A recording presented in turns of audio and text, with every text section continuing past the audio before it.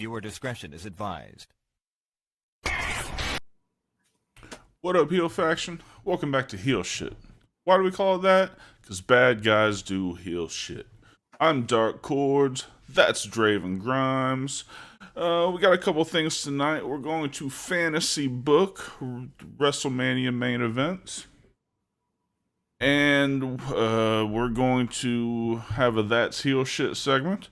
And we might talk about some other things. And before we get started on anything, I want to make it clear. This is being streamed live and recorded on Thursday. It won't come out as a podcast until Monday. So remember that when whatever happens this weekend in actual WrestleMania goes down, because if we got the shit right, we're going to let you guys know on Tuesday. So let's get after it.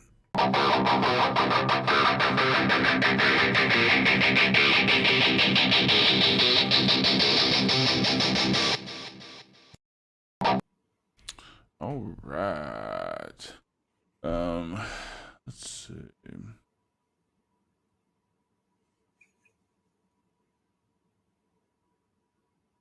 Thanks.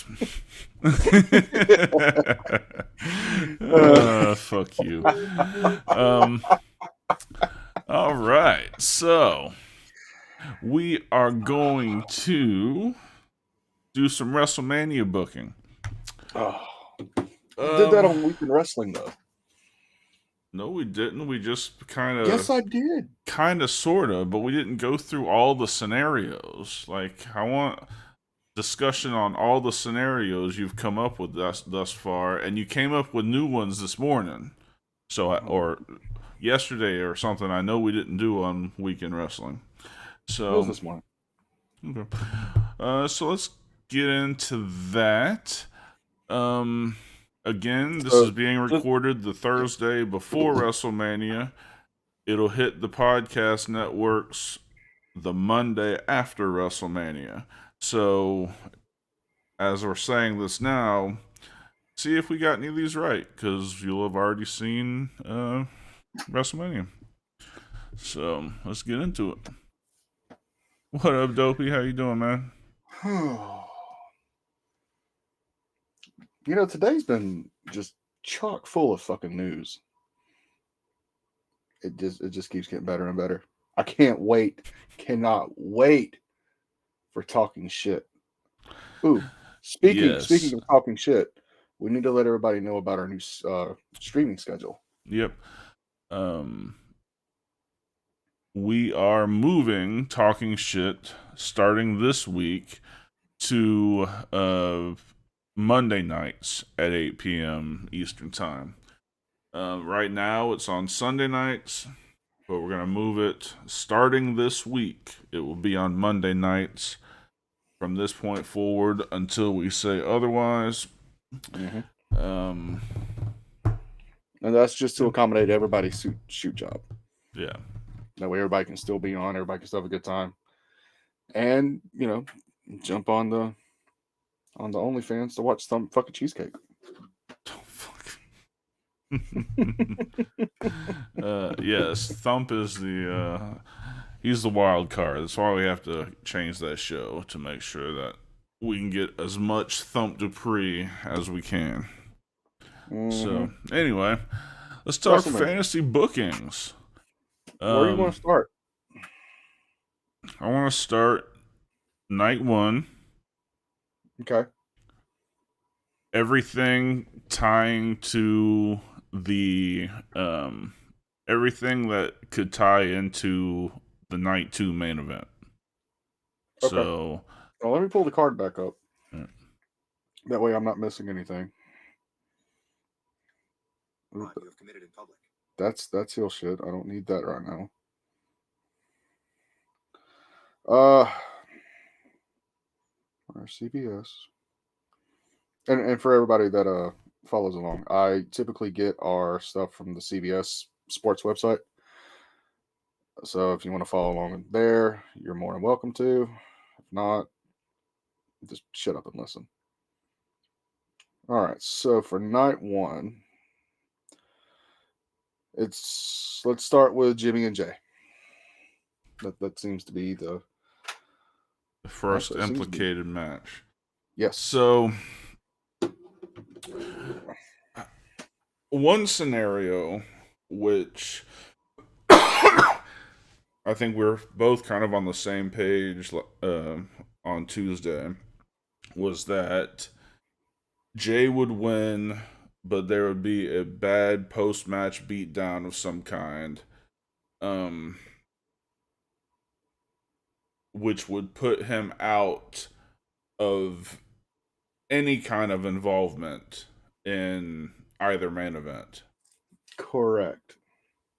But I started thinking this morning, and you're right. Your initial reaction is correct. It is old man's booking. But what if the match goes? Everything happens the way we said. He got the injury, but at either the main event of night one, probably the main event of night two, he comes hobbling out as the heroic savior to protect, to help Cody against the bloodline. And Jay is back with the bloodline, turns on Cody. He's got a good history of turning on people. See, if that's the case, that would change my outcome for Jimmy and Jay. That would have Jimmy go over with help from Solo to prove that Jay's nothing but a bloodline. So when night two does come up, the turn will make more sense. That does okay. But there's no way in hell they're not going to let Jay go over. So again, when we refer to old man booking, we're speaking, of course, of he who shall not be named. That's the genetic rape hammer. Yeah, the genetic that we should put that on a t-shirt. Yeah. And when he's fucking sentenced, we all wear those shirts. Nice. Yes. So yeah, with the way you're thinking with the old man booking, I can see it happen, but only if Jimmy goes over. But it has to be with Solo's help. Yeah, that makes sense. But I still don't think that's going to happen. I don't think that's going to happen. Have you also noticed Solo doesn't have a match at Mania either? Right. He's the only Bloodline member that doesn't. So that's interesting. Maybe he picks one up Friday. I doubt it. Yeah, me too. Very interesting. So he's saving himself up for lots of interference, apparently. Yes. Tape up those knees, son. Mm-hmm. Good God, tape up those knees. Lots of running in. But yeah, I expect Jay to go over and the first scenario play out that he is not available to help. Yep. All right. So the next match for night one, which it's kind of a stretch, but considering I know the history between this man and the bloodline, it kind of plays into it. It's Sami Zayn versus Walter Gunther. Because obviously there's still kind of that fire between the bloodline and Sami Zayn. Mm-hmm. He's aligned himself with Cody against them a couple of times already. Hell, in the past couple of weeks. Yeah.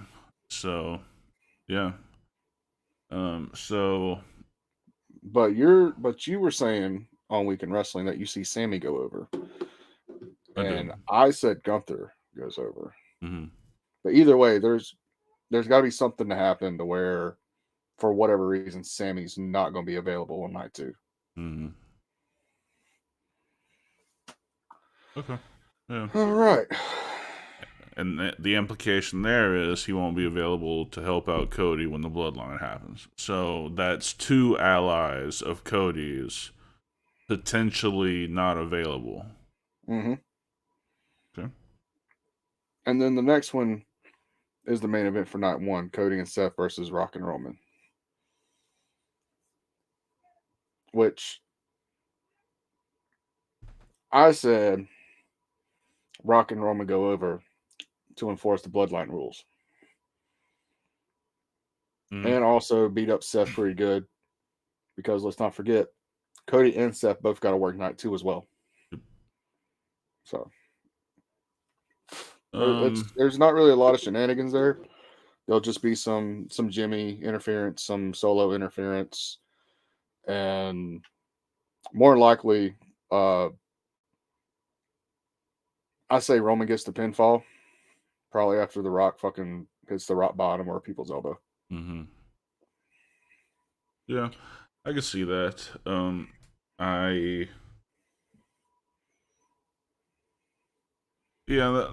That makes probably that opens up more avenues for potential storylines in the main event. Than does The Rock costing his team the victory in the tag match. Yeah. So I agree with you. I think there's going to be that, and it opens up all kinds of shenanigans. Yes. So that's night 1. Where the fuck is night 2?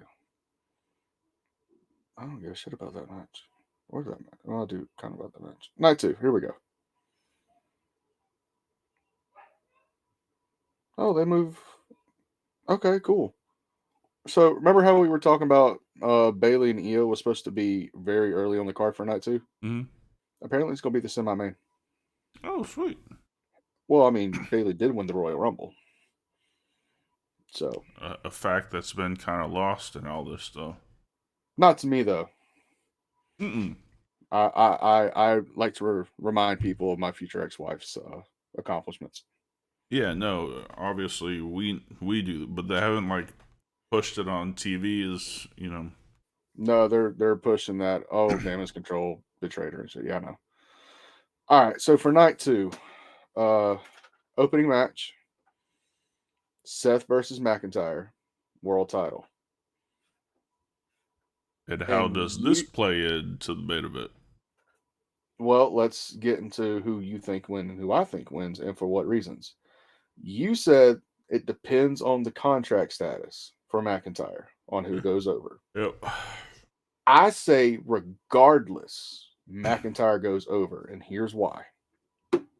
As I stated on Tuesday night, if McIntyre gets the win, he gets that moment at Mania for the massive world title, right? Takes care of that. We'll have McIntyre do some sort of injury angle with Seth, takes care of the main event later on, taking Seth out. Mm-hmm. And something not a lot of people was thinking about, Damian Priest cashing in that Money in the Bank the night after. Mm-hmm. So, bing, bang, boom. So I say McIntyre regardless. Either way, it's going to run an injury angle on Seth to where Seth is not able to make a run in or anything. Hope Cody. So let's look at it this way. Jay's gone. Mm-hmm. Sammy's gone. Mm-hmm. Seth's gone. Mm-hmm. Cody got nobody left. Nobody. That plays an important role. So let's go a couple matches down the card because it really everything else is just leading up to the main event. They do a backstage with Cody. Who's doing the backstage stuff right now? The interviewing? Yeah, you know their names? No. Okay. Kathy Kelly's the one on SmackDown, right? Well, you know what? We'll say Kathy's doing it for giggles and shits. Because it damn sure ain't Byron Saxton. Love you, Brian. Anyway, look, I watched Brian Kelly when he was down here in the Indies. Okay, I saw him. I saw what he turned into. So you know, I can never fault him for it. But fuck Byron Saxton. Anyway, Kathy's doing a backstage segment with Cody. She brings up the fact that Seth has been injured from his world title match. Jay and Sammy have both been taken out the night before. It's bloodline rules, which means Jimmy, Solo, Dwayne, and Paul pretty much have the run of the fucking place during your match. How are you going to take care of it? And he cuts a little promo in typical Cody fashion with that lisp. I can't do a lisp. I ain't gonna try. But it boils down to, he goes over the fact that everybody's injured. But Brandy steps in mid-interview and says, "You have a call." Okay? Takes the phone. You see him get real happy. Hands the phone off to Brandy. Looks at the camera and says, "Well, I guess the bottom line is you won't see what's coming." And just walks off. Cut to fucking Roman, now losing his shit in the locker room. Paul's in the fucking corner trying to stay the fuck out of the way. And I'm talking like hothead Roman throwing shit, full fucking Samoan blood, fucking just boiling. Grabs fucking Paul, throws him against the fucking wall, and tells him he needs to fix this, whatever the fuck he has to do, fix this shit, and throws Paul on the ground. Paul looks at his phone, looks up to Roman and says, "Yes, my tribal chief." But he had that sinister fucking grin that the gears are fucking turning. That one thing that Paul can fucking do, nobody else can do, right? Match or two goes on. Cut to another backstage of fucking Roman. Now sitting, as Roman does. Paul's over in the fucking corner, scared like a fucking dog, right? Solo's there, Jimmy's there. They're going over a game plan. Roman calls Paul over. Demands to know if he has it fixed. And he just has that smile and says, "By the end of the night, everything will be right." That's it. Then we move into the main event. Bloodline rules. Which, correct me if I'm wrong, that basically means no count out, disqualifications. It's Anything basically goes. It's no holds barred, basically. Yep. All right. Cody comes out. Massive fucking ovation.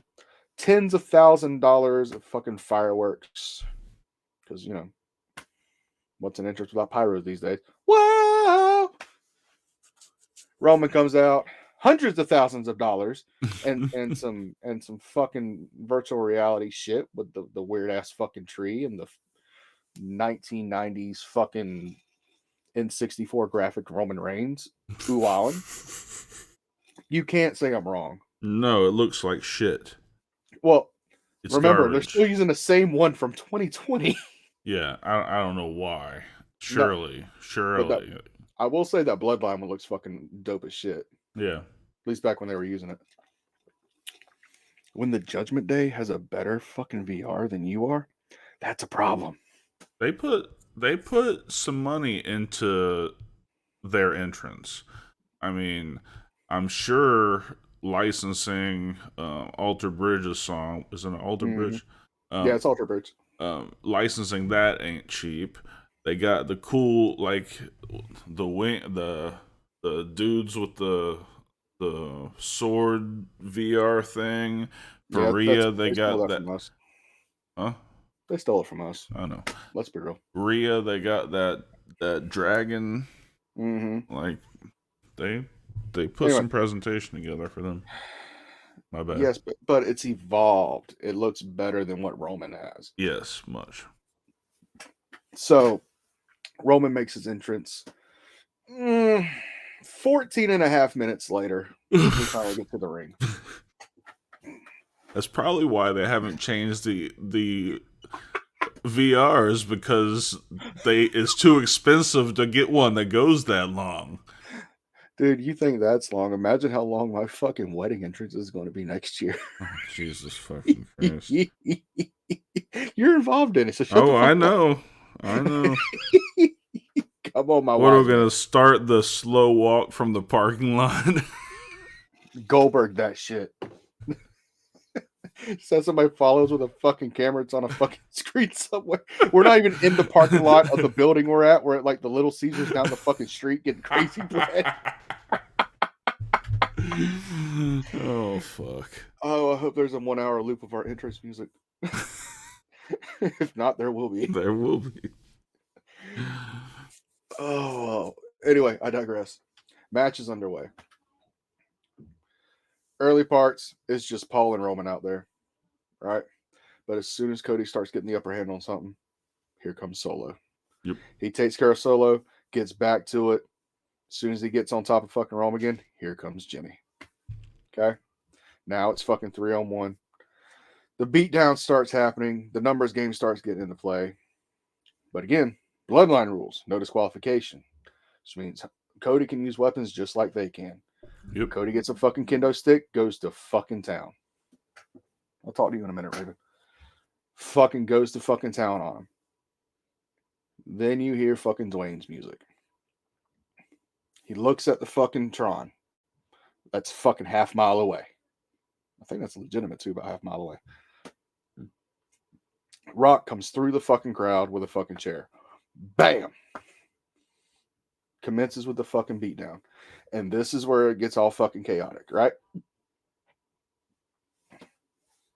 Got the fucking... Hold on. Jimmy, Solo, Dwayne. Oh, yep, I covered all four. All four of them's beating down on Cody.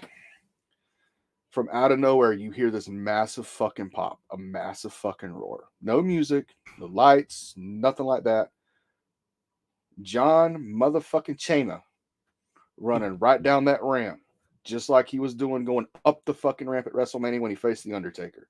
Fucking full speed with a fucking chair. Gets in there, lays motherfuckers out. Right? Mm-hmm. Fucking, but what you don't see is fucking Dwayne duck out when he hits the fucking ring. So it's just Roman, it's fucking Solo, and it's fucking Jimmy getting the shit beat out of him. Here comes fucking Dwayne. Chair in hand. Bam. Lays him out. Numbers games gets going again. More of Roman and Dwayne going on Cena. Cody tries to break it up. Then here comes Jimmy. Here comes Solo. When both of them are getting beat the fuck down, what do you hear? Some motherfucking glass break. And here comes a fucking foul-mouthed, beer-swelling, pissed off, half-drunk ass motherfucker on a goddamn four-wheeler, shooting the fuck down that motherfucker, almost wrecks into the motherfucking ring. It's not the first time he's done it. Gets in there, fucking throws Steve Weisers. Bam, bam, bam, bam. Lines bitches up. Fucking stunner, stunner, stunner, stunner. Okay? And mind you, the first one to get the stunner is Dwayne because of the oversell, right? Once that's up, once he's fucking like got the fucking crowd going, Austin gets taken out by Rock. Cena takes out fucking Dwayne. Roman takes out fucking Cena. Roman calls for his belt because he wants to fucking end this and he wants to fucking beat the shit out of fucking Cody with his fucking belt. Belt's sitting right there in the fucking corner. Paul's not really been involved, correct? Just been his verbal self. Paul snatches the fucking belt. Jimmy and fucking Solo throw Paul into the fucking ring. Fucking picks him up. Cena and Austin take care of them too. Roman turns around, gets blasted in the fucking head by Paul, turning him babyface, turning him against the fucking bloodline, essentially ending that. Paul blasts Roman. Roman stumbles into a fucking crossroads. 1, 2, 3. And just to piss off Dark, he's going to hit fucking 7 goddamn crossroads. 7 in a row. Rolling through 7 straight. But no, if they do it right, only one's going to be needed. 1, 2, 3. Yeah. No, I love that. I love that. And why? What's the justification to turning Paul in that moment? Keep him on TV. He's the Hall of Famer. He's in Philadelphia. He's in ECW country. Essentially, Roman turned the bloodline against Paul the moment Roman put his fucking hands on him at night 2. Paul did what he thought was right in his city on his time. I like it. Well, what about his connection to Dusty? I was getting to that.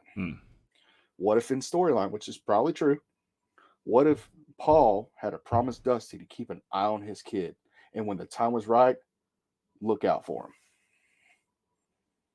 Maybe that's why the fucking trigger wasn't pulled last year. Maybe that's why Paul stayed in the fucking ranks because he knew Cody can once again become great, could win the fucking Royal Rumble, could main event WrestleMania one more time. And at that point, it means more.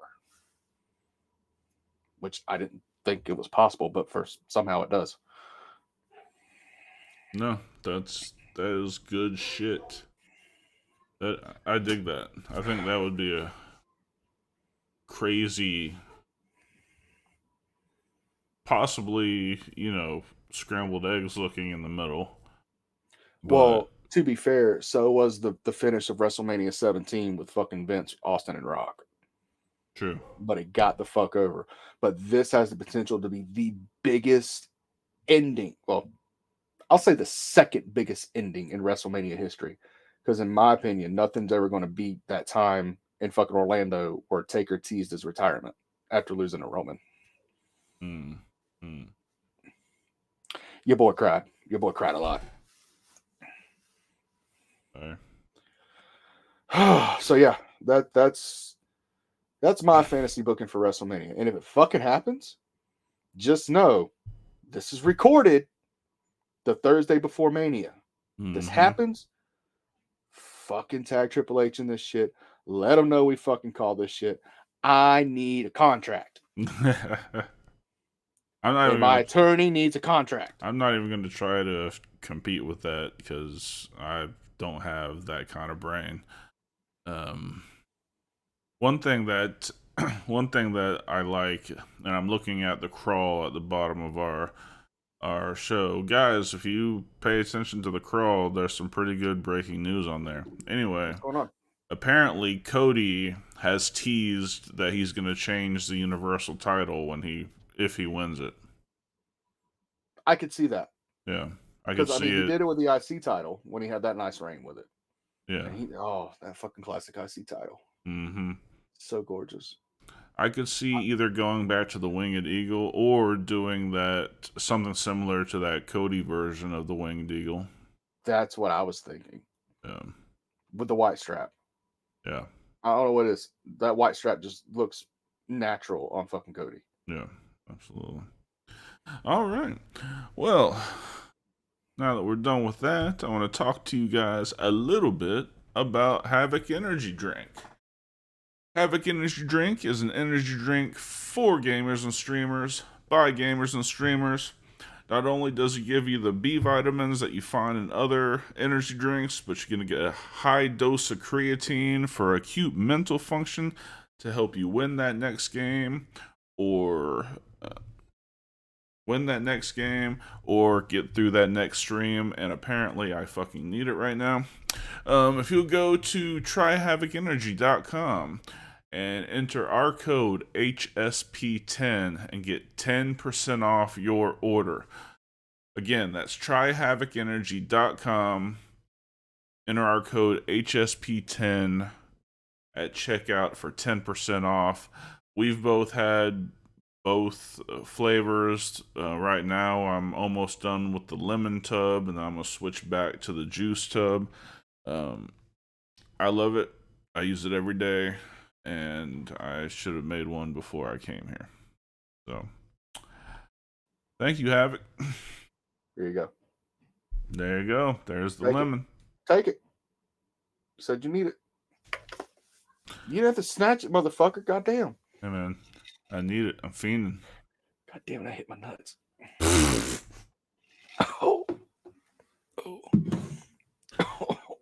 All right. Time for some That's Heel shit. How about it?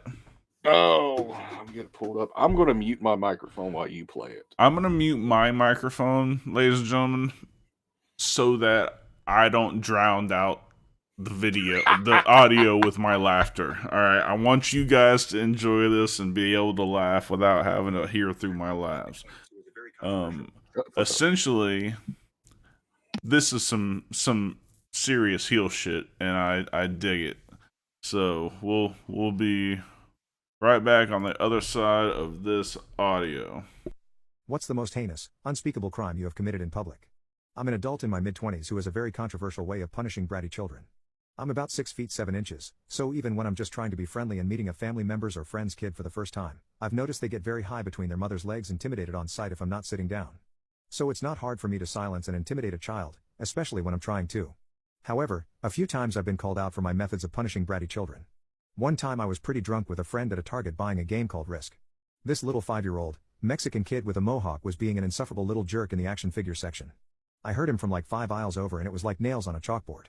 I tell my friend, I'm gonna fart on this kid's head. Watch and learn. I saunter on over to the aisle in question and see the vile little prick calling his mom an idiot for not buying him a huge freaking G.I. Joe the movie vehicle.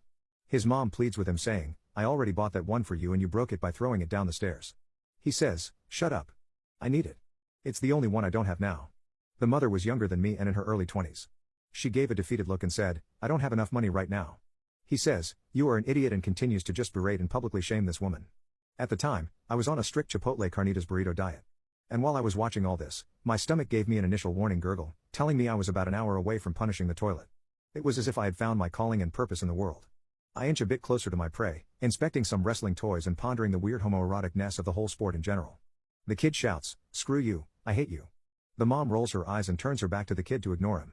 And could you believe it? The kid gets on his hands and knees and starts taking the toy out of the box. It's go time, you piece of crap. I position my back towards him and at this point I'm like 2 feet away from him. His head is down, getting frustrated with those goddamn twisty tie things, and I go for the kill. I bend down to reach for one of the toys on the lower shelf. At this point, my butt is inches away from this kid's head. Now, generally speaking, the best way to go about this is to act casual, drop your belly bomb, then walk away after a few seconds like nothing is out of the ordinary. I usually go one all over and listen to the kid's reaction and delight. Today I couldn't help myself. I have my head tilted back looking at this kid out of the corner of my eye, to ensure accuracy. I'm so close that from a distance it looks like I'm about to sit on him.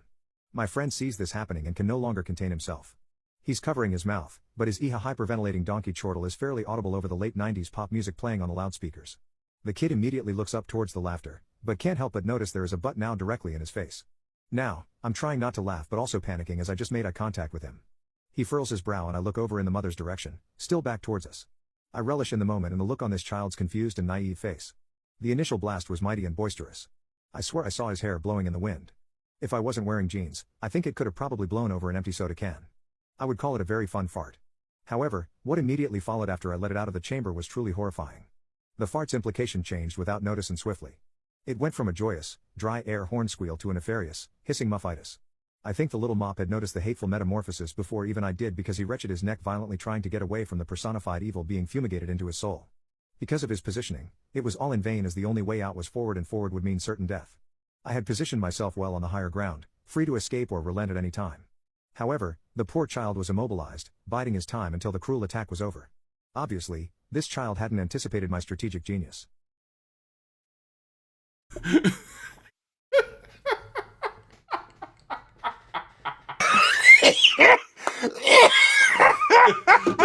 Oh shit!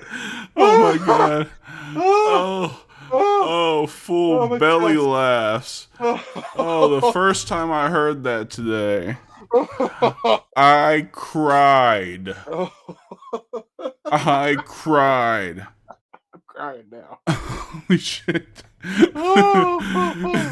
Dopey, did you hear that shit, man?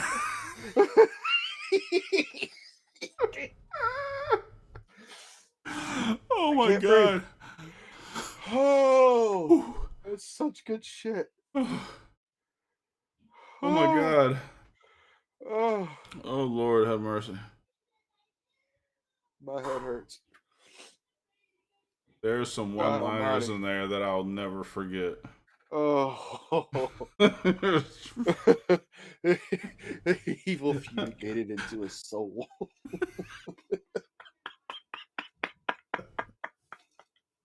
The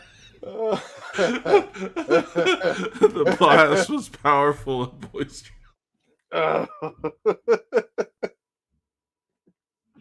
I think the thing that just put the cherry right on top is the fact the motherfucker really did wrestling figures. Thinking about the homoeroticness of the entire sport.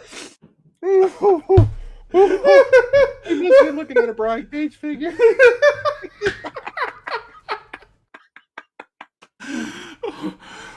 Oh my god. Oh, tears, Oh man. fuck.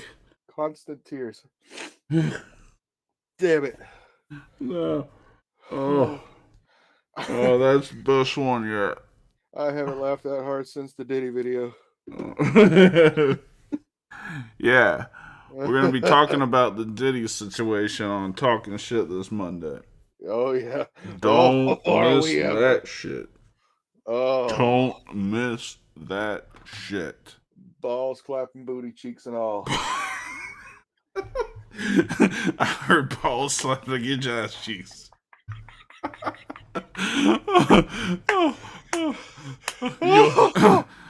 To understand what we're talking about, you're gonna have to wait until Monday. No. By then, most of you will already know. But fuck. If you don't know, God bless you. Holy fuck! Ooh, that's good shit. Man. Oh. Hey, man. Thanks for hopping over on Kick for us. Oh, man. Oh man, that was good. All right. I needed that. So, let's wash that down with some Casto vodka, and then we'll talk about something else. Vodka, ball, Castell. Indulge in the red revolution. Oh my god. That was beautiful. Oh, Jesus Christ. I don't know how we're going to top that. Always on the lookout. Minor brought me that one. She's the TikTok queen. So. Oh, well, now she's involved. She's in charge of all of that's heel shit. I thought Thump got that. Hey, Kelcogs. No, I didn't even realize MLW had War Chamber. KT, we've already talked about this. Jesus Christ. Better question. When are you going to put your gear back on?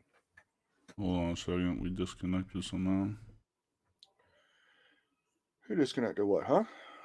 I don't know. We disconnect. Oh. It'll reconnect. It's trying to reconnect. Either way, we're still recording. Okay. What the fuck? So, obviously, WrestleMania going on this weekend. There's going to be a fuck ton of indie shows. Sorry, guys, for watching. We had some power issues, but we should be back good now. For once, it wasn't me. Yeah. Anyway, indie shows. And your boys no different. Your boys heading to Dothan, Alabama to compete for the title that Rip could not win, the National Heavyweight Championship. So I need to figure out which one of these, not you, you say you're glorious. Probably move you down and put it here. Yeah. Because it's pretty much guaranteed. We don't lose title matches very often. I don't think I've lost a title match in over a year. Year and a half. So we'll see. I'll have a couple days to get it all sorts of situated when I get back. But yeah, I will be facing. Somehow I got put in a three-way. I'm still trying to figure out how bad it fucking happened. Against Project Brewington, obviously the national heavyweight champion, who took Rip to the fucking brink at our last escapade to New Wave. Hell of a fucking competitor. But what he needs to realize is Rip's in a league of his own. But when it comes to being malicious and devious and violent, I'm on a level above anybody on that fucking roster. Bar you. When you're there. But it has been requested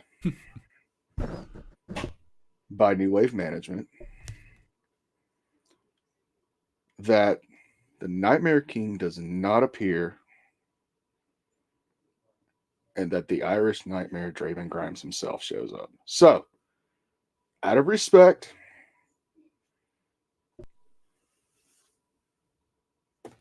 the Nightmare King's not going to be coming. But let me make this very clear, because we know who the New Wave management is. Right now, it's the head of the family. Eric, if you try to fuck me over, there is no force on earth, heaven, or hell that will keep me from getting to you. And if that means I got to go through every person in your family to get to you, their blood will be on your hands, not mine. And that's where I'm going to leave it. Very good. Very good. We keep dropping our live stream for some reason. I don't know if the weather's fucked up or there's just a lot of traffic. It might be the traffic thing, because weather's fine here. Yeah. I ain't got a cloud in the sky. We're back. Sorry, guys, it keeps dropping for you guys watching live. I have no excuse for it. We're just breaking up somehow. Anyway. We're breaking up? What? No, not us. We're together forever, big boy. Okay, I'm about to say, you're not getting the belt back. Fuck that.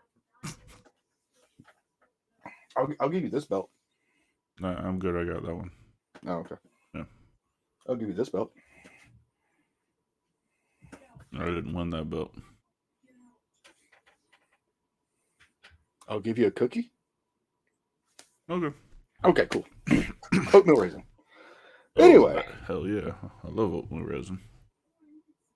As long as they're chewy. They're crunchy. I don't like them. Yeah, exactly. It's turned into food hour. God damn it. Anyway. The whole point of us coming on tonight is there were a couple of interviews done this week with Ariel. What the fuck? I can't even say his fucking name. Ariel Helwani. That guy. And he had Becky, Rhea, Cody, and Punk. Now, I ain't seen the women's yet. Haven't got that far. It's not Becky, and it was very poorly done, but it was just Rhea, and she was talking shit about Becky, and Becky called in, and she had just pulled up to the studio, so she ran into the studio, and they got into a scuffle, and it was poorly done. Oh. I was under the understanding that he also did a Becky Lynch one. Okay, cool. So I don't need to bother with that hour and a half of my life? Yeah, I think you can skip it. Cool. But a lot of shit started with old Phil Brooks took the microphone. And I believe we got into it this morning, as a matter of fact. Big Cope, Adam Copeland, went on Dynamite last night as we were recording.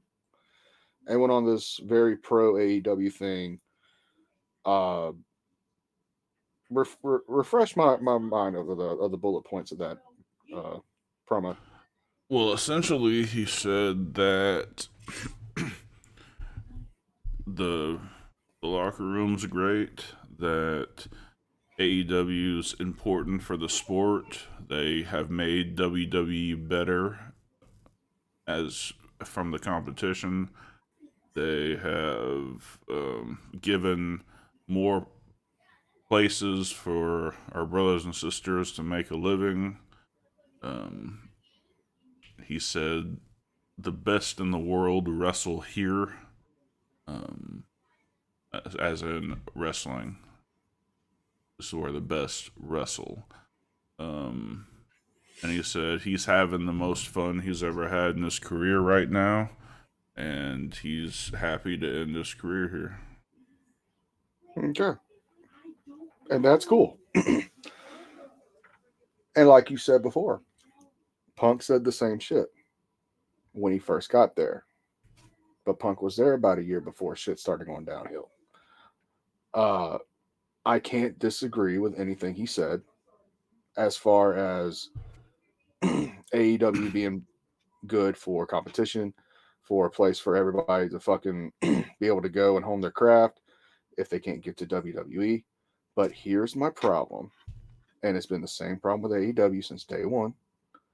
And it's the same thing we've argued about. Well, I wouldn't say argue. We've conversed about more so than anything. To me, and a lot of people, your boy Thump included, the workers for AEW, when they put the matches together, do it to pop each other. And it's just a matter of circumstance that the fans pop with them. As with WWE, there's more storytelling involved. There's more thinking of how the fans are going to think, especially since Triple H fucking took back over. That cannot be fucking disputed. When the old man was there, completely different fucking story. It's whatever he fucking wanted. Well, AEW has never disputed that they're much more indie style wrestlers. Their wrestling is more indie style. All it is indie shit, though. I mean, for the same shit, I can go and watch at a fucking indie show for $10. No, you can't. The fuck I can't. You can see two fuckers pretending to do it, but you're not seeing Darby and Adam Copeland at the local $10 show. No. But do I need to if they're doing the same shit that the fucking indie guys are doing? That's like why should I watch pro baseball when I could go down to the high school? And I don't argue that point. Okay. Again, it's just how shit's fucking booked over there. It's booked to fucking pop the boys. And I just don't fucking appreciate it. Now, old Philip J. Fry Brooks. And yes, I am a Futurama fan. Great fucking show. Except the last season. I don't know if you've seen it yet. I don't want to. Yeah. They tried. I'll give that. It was a solid 4 out of 10 for their Hulu reboot. Anyway, Punk goes on and he talks what he can. Obviously, there's NDAs involved that he can't speak on certain things. Obviously, the brawl out NDA involved. He can't even talk about his fucking dog at the fucking brawl out. Fucking weird shit. But he did touch on his time in AEW. How he felt that Tony's not a boss, that he's more of a fan in the boss's shoes, of how the locker room really had no leadership except for certain individuals that would fucking take it upon themselves. Case in point, I hate going back to this, the all that bullshit with fucking Jack Perry and the glass incident. Right? Punk gave, and I'm gonna say it, just be very unbiased, his side of the story of how the incident happened with Tony Schiavone coming getting him. Tony explaining that Jack's cussed out the doctor, cussed out producers, cussed out Tony, and that they need somebody of veteran status to go kind of calm the shit down. And the shit I'm talking about is the fucking glass spot that initially was going to happen on Collision. Was it Collision? Probably. Yeah, it was Doesn't Punk's matter. show. Doesn't matter. So Punk goes, tells him it's fucking stupid. That's not going to happen. If you want to do that, go to Wednesday night, blah, blah, blah. And from what he said, Jack said, okay, walked it off and just wanted, he wanted to do something, quote unquote, cool. Okay, that might be cool. But why the fuck would you do it, to a rental car? Because if you take your rental car back to the fucking rental property with no fucking window, they're going to be like, hey, don't fucking rent your car to pro wrestlers anymore. That fucks a lot of people over. Yeah. Including us when we go way far out of state. And two, I get them confused. Wembley Stadium was... All Out. Was it All Out or All In? I think it was All Out. The Wembley Stadium show. When all that shit happened. He went to Tony. Told Tony he needs to fucking, quote unquote, fix this before he goes and has to fix it. From what Punk said. Did not fucking fix it. So Punk went and confronted fucking Jack. When he went and confronted him, he asked him what the hell was that? What the hell that was about? Jack retorted, and again, this is Punk words. So this is one side of a three-sided story. There's Punk, there's Jack, and there's the truth. I'm a firm believer of that, even though I'm a fucking mark for Punk. Jack bowed up and said, if you have a problem, let's fucking solve it now. According to Punk, no punches were thrown, but he did choke out fucking Jack a little bit. From there, Jack was told to leave. Punk went and did his match. Punk came back from his match. Head of security came. And again, I'm going to say this one more time because I'm tired of fucking saying it. Punk's words. Hmm? And again, Punk side, Jack side, the truth. Head of security came, asked Punk what his plans were. Punk told him he was going to stay and fucking watch the show. Punk asked if it would make the security's life a little easier if he fucking packed his shit and left. Security said yes. Punk left. From that point, there was no communication with Tony Khan whatsoever. He didn't find out about him being fired until it was announced on fucking air. So, you are a CEO of a worldwide wrestling company. Mm-hmm. Okay? This incident happens in your locker room. And let's say, for the giggles and shits, that your life felt threatened. Mm-hmm. And that you took the same course of action to fire Philip J. Frybrooks. Fuck off. I love fucking Futurama. Next thing you know, we're going to have fucking Kenny Omega coming in as Bender. All right? Fuck off. Anyway. Would you done the same thing and let him find out the time everybody else found out? Or would you have been a professional? If you couldn't get him on the phone, at least send him a fucking email or some sort of notification saying, hey, we're terminated your contract this day for this reason. I mean, I know and that we're announcing it tonight. I know that Punk has an agent. So the appropriate thing to do would be to communicate that his contract is terminated to his agent, who should then turn around and tell it to Punk. So we're missing a piece of the puzzle. Did they not do that even? No.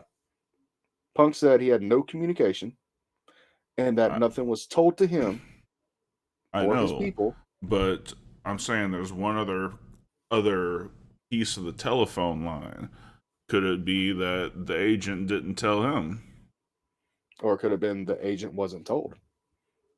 Exactly. But that's just as possible as the other thing. No. Again, going off what Punk said. Punk side, Jack side, truth side. But the fact that this has been talked about proves that there's not an NDA involved, at least when it comes to the Jack Perry incident. And Tony just doesn't want to fucking talk about it. No, I'm pretty sure that at least how they're making it sound, like on What Culture and stuff, is that he spoke contrary to the NDA also. I don't know. Well, if What Culture's the only one reporting that, because I've not seen it from Ringside, Sportskeeda, WrestleZone, anything like that, as far as him violating NDA. I don't know. And this is the first I've heard of him violating the NDA from What Culture. I might have misheard then. Well, again. Maybe they were just saying something like that, like, despite the NDA, he talked about certain things, maybe that was it. I don't know. Yeah. But I mean, I think there's AEW. I think all three parties involved are indefensible on how they handled that scenario.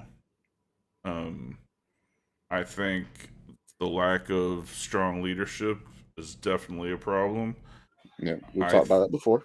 I think that um, depending on what actually happened, if if all Jack Perry did was run his mouth and say "fuck you" and I don't have to listen to your old wrinkled up pussy ass, and then Punk choked him, then Punk's in the wrong. Um, I know we don't back down from fights in the locker room, but these aren't these aren't us. These aren't our generation of wrestlers.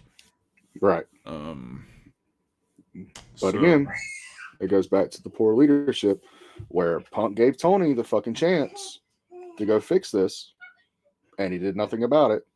So just like you and I, we would have took it upon ourselves to fucking go deal with it, yes, regardless of the generation. no, yes, but like I said, whoever escalated it to physical contact is in the wrong. I mean, we've talked about, at least I've talked about that you if you can't contain your anger when someone's just running their mouth, then you got your own problems. No. But if it looked like Jack was gonna swing on him, then sure.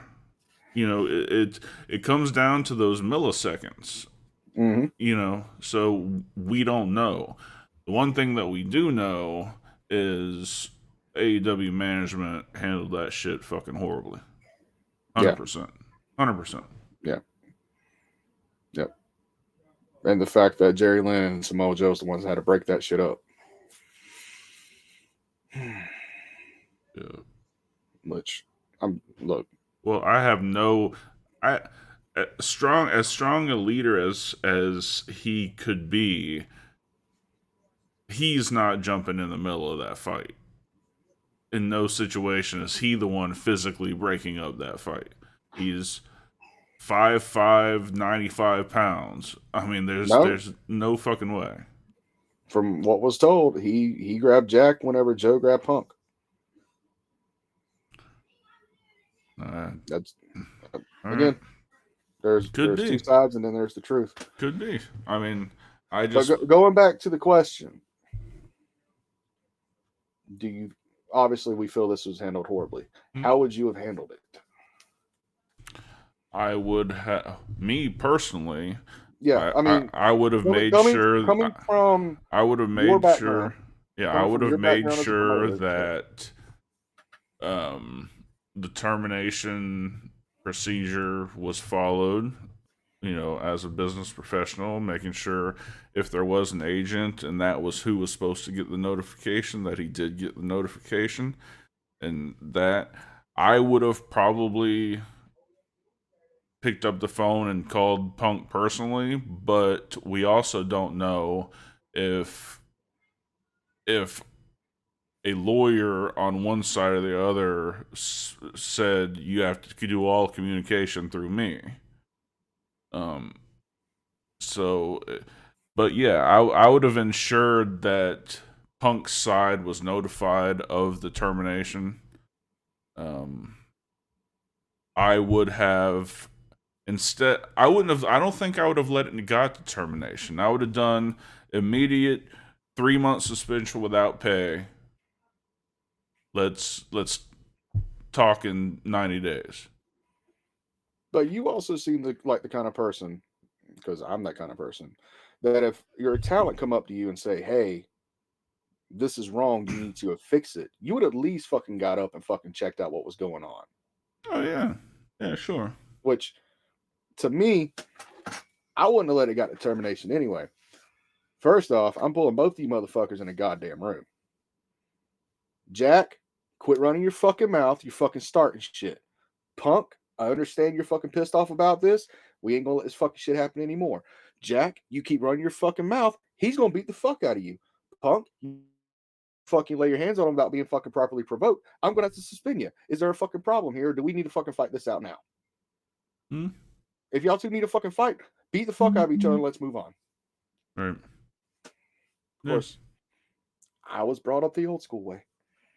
No. I mean, I ain't gonna listen to shit like that. Fucking just be like, oh, you can't. now You can't if you're do fucking that. trolling female talent, that's a different story. I mean, in today's world, especially in a multimedia company that with eyes on them, you can't have unsanctioned workplace inter-employee fights in the back. I mean, what you do is you do what they did in 2005 and just book them in a fucking match. Matt Hardy and Edge. Them two work through their fucking shoot problems in a wrestling ring. Sure. Fuck it. Call it fucking no holds barred and fucking make some money off of it. Oh, yeah. I mean, I don't know. I would not have handled it the way Tony Khan handled it. No. I don't think. I'm hoping that it was a learning experience, and if something similar happens again, that he knows how to handle the backstage problem. Well, we've already discussed how he fucking fixes that part. He needs an enforcer. Yes. Copeland. Christian. Bring Sting back to do that. I mean, I think Steve's he's done. Yeah. Like I know we got him for River City in June, but as far as being on TV and being in the backstage and all that shit, I think he's just he's ready just to leave that behind him. I can't blame him. Cannot blame the man. But you never know when the itch comes back. Being around the boys. Never say never. But trust me, I know. But no, I say of the guys that are there, Joe, without question, would be one. It would not be, one of the EVPs. No. It would be Samoa Joe or it needs to be one of the boys. Edge or Christian or Matt. Them three right there. There you go. Yeah. You don't need anyone else. Yeah. Because I know a lot of people, but he's also on his way out too. And he's already got a position for something with social media. If they do something wrong on social media, he fucking finds them or something. So I mean, he's already got that. He's on the disciplinary board. Yeah, so he's already got something going on there. Ooh, my hip popped. That felt fantastic. I said my hip popped. That felt fantastic. All right. Well, I had fun tonight. How about you? Assuming all my shit comes true Sunday night. That'll be a fantastic WrestleMania. Hopefully I'll have a new job come Tuesday night. Yeah, you probably won't. I can try, damn it. Yeah, I'm sure Trips isn't listening to our podcast on the regular. Oh, you think I won't send this shit to him? Oh, and real quick, in the stream chat, Bushy Fable, they asked what we think about alcohol. Our fucking show is sponsored by a liquor company. What the fuck do you think? I might be straight edge, but this man enjoys a drink every now and then. Or 10. Or 12. All right, guys. Well, we're going to get out of here. So, for Draven Grimes, I'm Dark Chords. This has been Heel Shit. Why do we call it that? Because bad guys do heel shit. Peace.